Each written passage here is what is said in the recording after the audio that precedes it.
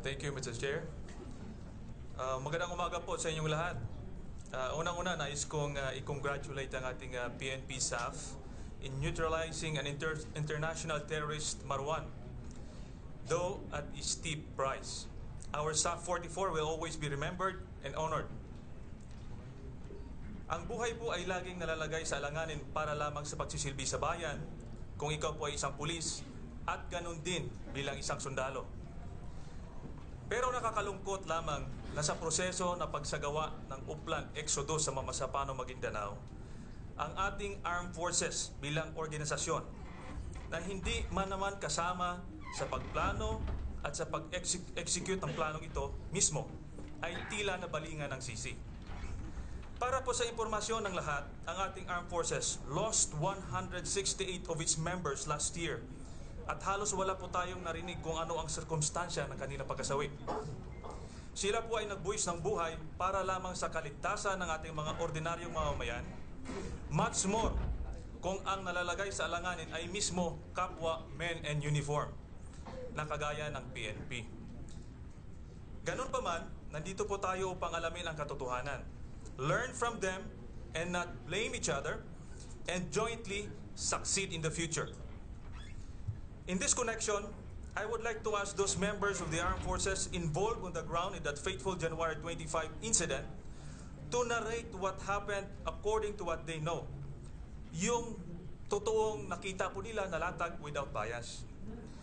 First, I would like to call Lieutenant Rigor Rivera, the team leader of the Army contingent from the 1st Mechanized Brigade. Pwede po natin tawagin?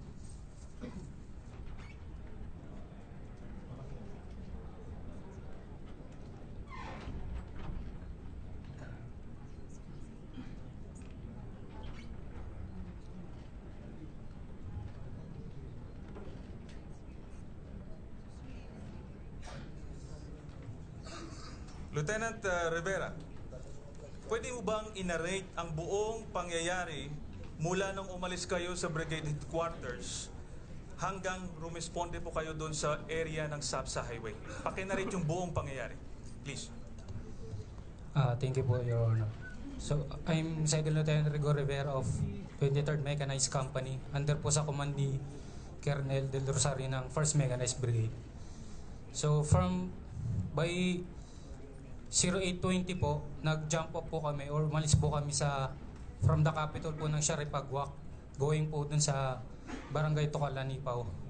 And then on the way po is, meron na po kaming mga nakikitang mga grupo po ng PNP SAF na andun po rin mga vehicle nila along the way po na nagsisecure po ng highway po.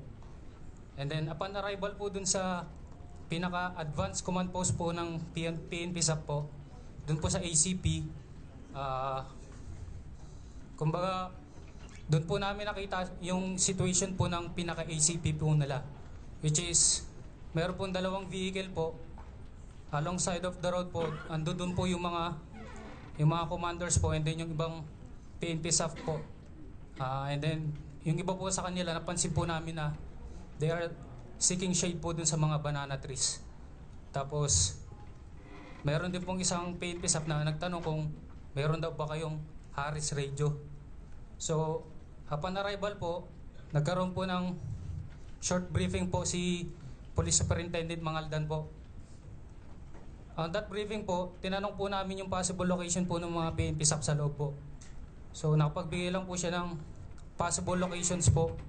Kasi daw po, ongoing po yung battle po. So, nagmumove po yung mga tropa sa loob. And then, after that po, hindi rin po siya nakapagbigay sa amin ng communication po sa loob ng PNP SAF sa loob, sir. So, from the ACP po, sir, binigyan niya lang po kami ng instruction na mag-advance pa po para po ihatid po yung DRC po at saka po yung grupo rin po ng SAF sa insertion point po na kung saan po ang tasking po nila is puntahan po yung 55 SAC po. So from the insertion point po, nung naihatid na po namin sila, so hinold po namin yung position na yon. The same time po kasi yung position na yun din po yung maging extraction point po. So from there po, naipasok na po namin yung DRC kasama po ng PNP SAP po. Doon na po papasok yung story ni Sergeant Haranilla. And then by 11:45 po, may mga enemy na rin po na nag-engage sa amin doon po sa harapan namin. So from there po, hinold po namin yung ground na yun, sinecure po namin yung area na yun until the following day po, until ma-pull out na po lahat ng last cadaver at saka pati po yung one survivor po. I-clarify ko lang, Lieutenant Rivera, from the position in the highway, pwede bang umakyat ang tanke towards the position near the 55th SAC? Tankable ba ang area o madaanan ng tanke papunta doon? Thank you po, Your Honor. Doon po sa base po doon sa terrain, impossible po na makarating po yung mga tangke po natin doon sa lugar na po ng 55th SAC, sir. Dahil marshland, mailog. Yes, sir. Correct, sir. Okay, thank you, Lieutenant Rivera. Medyo limitado ang oras natin. I would like to call yung team leader ng DRC na nag-link up sa 45th. I think Staff Sergeant Haranilla.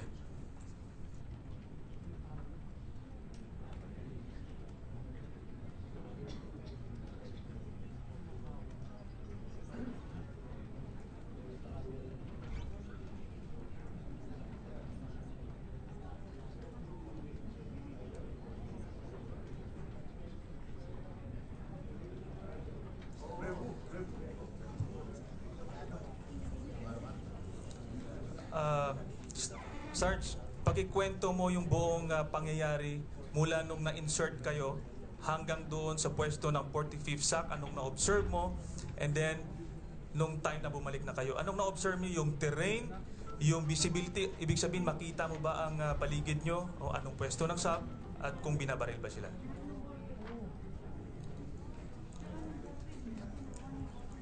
Good morning, Your Honor. Pumasok kami doon sa loob. Tumawid kami ng ilog, papunta kami ng 45th SAC. Doon kami mag-link up.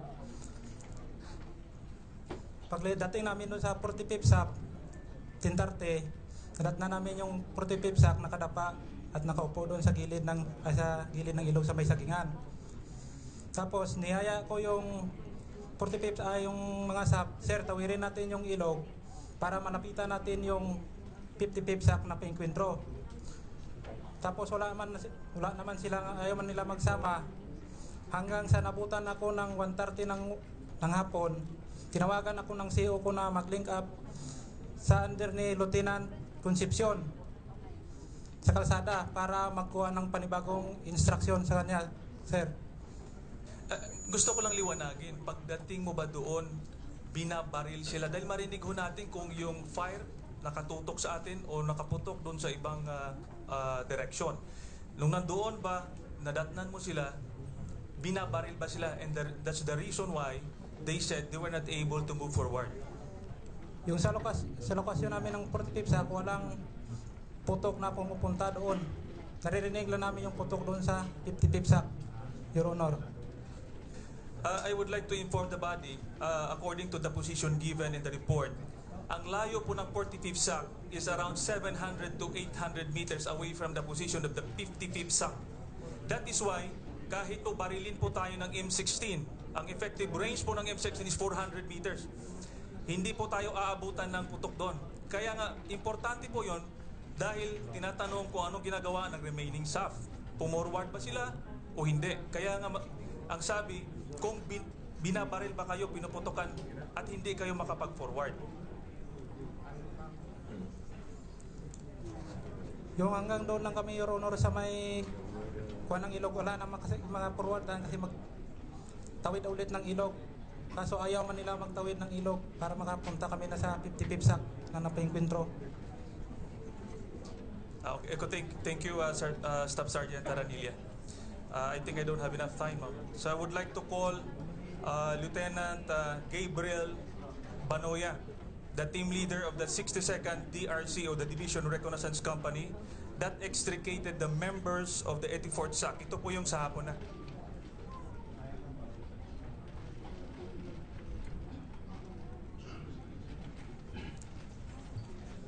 Good morning, Your Honor. I'm Second Lieutenant Gabriel C. Banoya Jr.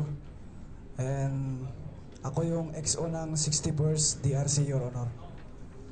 Lieutenant Banoya, gusto ko lang ikwento mo, ilarawan mo yung buong pangyayari simula nung kayo ay naatasang mag-reinforce na link up yung 84th SAC and then yung process na pag-extricate towards the highway.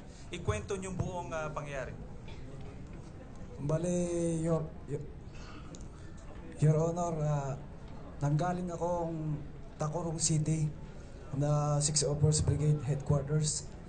From there, Your Honor, nautusan kami na mag-move papuntang Sharif Agwak. Mga estimate ko na arrival namin mga 3:30 dito sa Sharif Agwak ng hapon, Your Honor. From then, nautos kami, ang first na mission namin, road security from Nabundas Detachment to Tuka Crossing. From that point, Your Honor, pagkatapos ng briefing, nag-proceed kami sa area. So habang dinideploy ko yung tropa ko, sa point na yon, nagkaroon ng another mission. May change ng mission.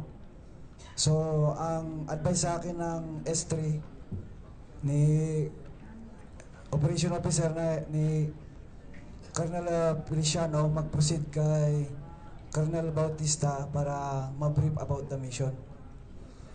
So nag-arrive kami sa TCP ng 45th IB sa Army Dinions kay under Colonel Bautista, Your Honor. So from that point, na-brief kami for extraction. Si Colonel Bautista yung nag-brief sa akin.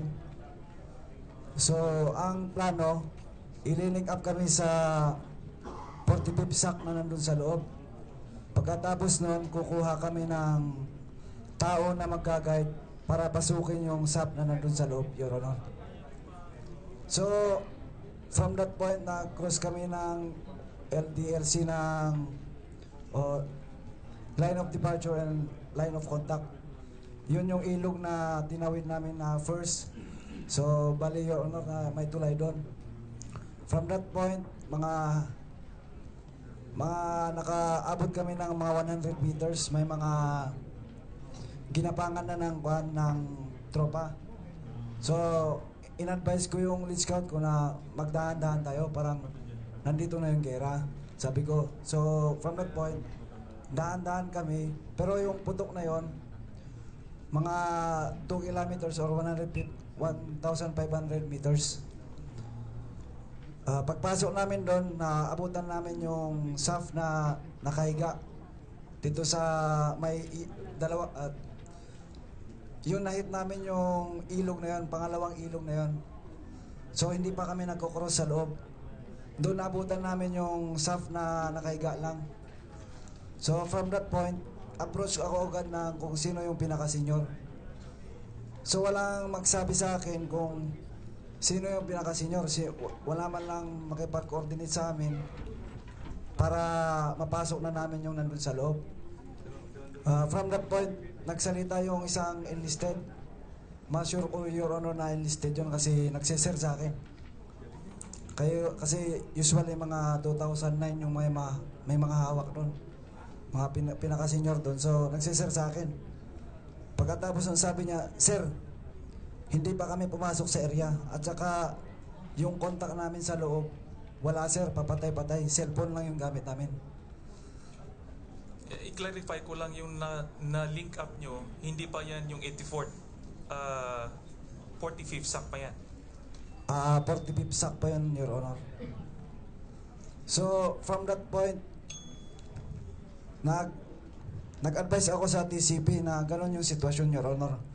Kasi pag hindi mo talaga alam yung location ng tropa, baka kami pa yung magbabarilan.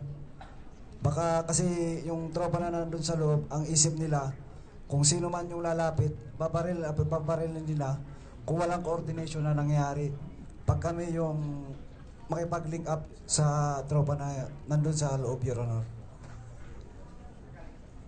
So, from that point, Your Honor, nag-advise ako sa 45th TCP under kay Colonel Bautista, hindi pwedeng pumasok. Ganito na yung sitwasyon sa area.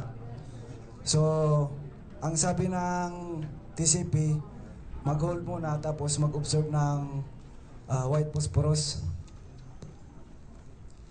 So, Mga anong oras yun? mga 5:30 ng hapon na yun, Your Honor. Please continue. So, from that point, Your Honor, pagka-observe namin ng white phosphorus, nakapagbigay na kami ng location namin at saka yung azimuth at saka distance ng putok. Pagkatapos nun, paggabi na yon, kailangan kong makapagkuha ng defensive position. So, bumalik ako sa area, yung malapit sa kalsada, para makapag-briefing at saka mapagplanuhan kung paano papasukin yung 84th SAC. So, from that point, sinabi ko sa 45th SAC na doon muna tayo kasi hindi to defensible. Pagkatapos nung nakuha namin yung defensive position, kumain muna kami at saka pinakain namin yung SAF kung anong meron kami. Binigay namin lahat ng mga pagkain namin na dala. Kasi from umaga hanggang hapon wala pa silang kain at saka wala pang tubig. Yung mga SAF na kasama namin. So mga estimate ko mga 100 yung nandun na kasama ko dun, Your Honor. So from that point, kinausap ko yung mga officer, tapos yung mga officer ko, at saka yung officer ng SAF, kasama yung enlisted na yon.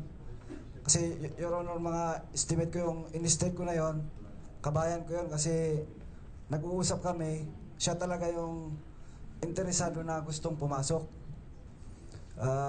Masure ko kasi nag-uusap kami na sa language namin na Ilocano. So, from that point, nakapagplano kami na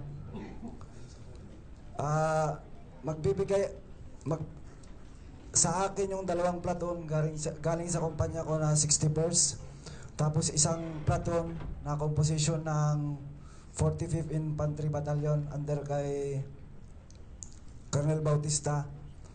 Tapos makapagbigay sila ng isang platoon from the SAP. So, from yung plano na yon, pagkatapos ng plano na yon, nagkaroon na ng signal na pasukin na yung 84th SAC sa loob from the 45th TCP. I-clarify ko lang yung contingent ng SAF na kasama sa inyo, walang official na kasama dyan. Enlisted personnel lang. Sa time na yon, yung pag-uusap namin, hindi ko pa masigurado na walang SAP na sumama.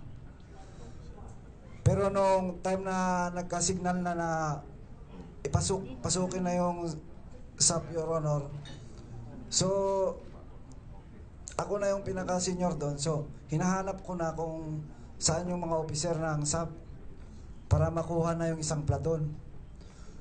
So pagkatapos nun, kinausap ko siya, Bok, ang maibigay ko lang sa'yo, isang section lang. So from that point, nabigla ako sa kanya. Kasi parang kami na yung mismong mag-extricate, kami na yung main effort doon. Not the mere fact na tumutulong lang kami sa kanya. So sabi ko, Sir, tropa mo yung nandun sa loob, tapos isang section lang yung maibigay mo. Dagdagan mo, sir. So pagkasabi ko sa kanya, nagbuo ulit siya ng isang team para maidagdag sa amin. From that point, yung enlisted na yon, yung kinakausap ko pa rin na yon, siya na yung nag-leading at saka masure ko na walang officer doon na kasama. Last question, please.